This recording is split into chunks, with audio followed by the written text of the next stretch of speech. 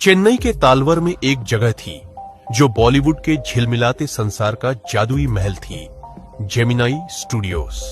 यहां सुबह की धूप जब लाल ईंटों की छत पर पड़ती तो पूरी इमारत फिल्मी रंग में रंगी लगती। पुराने अस्तबल को अब मेकअप रूम बना दिया गया था, जहां कलाकारों के चेहरे पर पैनकेक की मोटी परतें चढ़ती थी। मेकअप विभाग में समय समय पर बंगाली, मराठी, कन्नड़, आंध्र, एंग्लो बर्मी और तमिल कलाकार आए, जैसे पूरा भारत वहां बसा हो। स्टूडियो में मुख्य मेकअप मैन सबसे ऊपर था। हीरो हीरोइन उसी के हवाले रहते, फिर उसके सहायक धैर्य से अपनी बारी का इंतजार करते। पदक्रम के सबसे नीचे वह ऑफिस बॉय था, जो दरअसल 40 का हो चुका था, पर अब भी दिल से कवि या अभिनेता बनने का सपना देखता था। हर दोपहर जब लेखक के पास कॉफी मग लेकर आता तो ठंडी मुस्कान से ज्ञान दे डालता। यह जगह सिर्फ नाइयों और बोझिल मानसिकता वालों की है। यहाँ रचनात्मकता दब जाती है।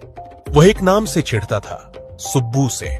सुब्बू बॉस का सबसे चहेता था, सरल, खुशमिजाज और बहुप्रतिभाशाली।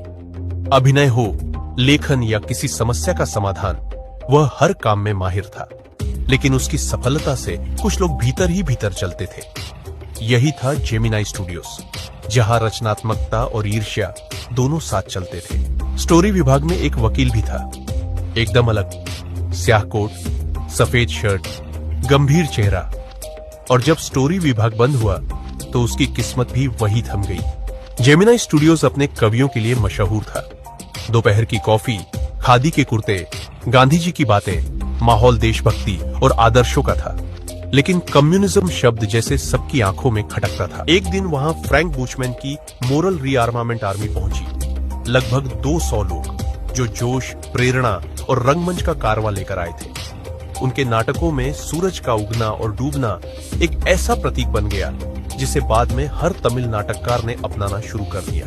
कुछ समय बाद जेमिनाई स्टूडियोज में स्टीफन स्पेंडर नाम का विदेशी लेखक आया, जिसने लोकतंत्र पर भाषण दिया, पर स्टूडियो के कर्मचारियों को उसकी बातें समझ नहीं आई।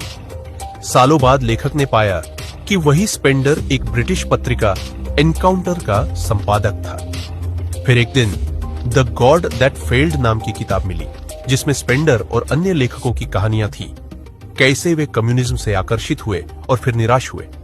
तभी लेखक को समझ आया, बॉस को कविता से नहीं, विचारधारा से परेशानी थी। जेमिनाई स्टूडियोज की असली कहानी कला के साथ विचारों की उलझन थी।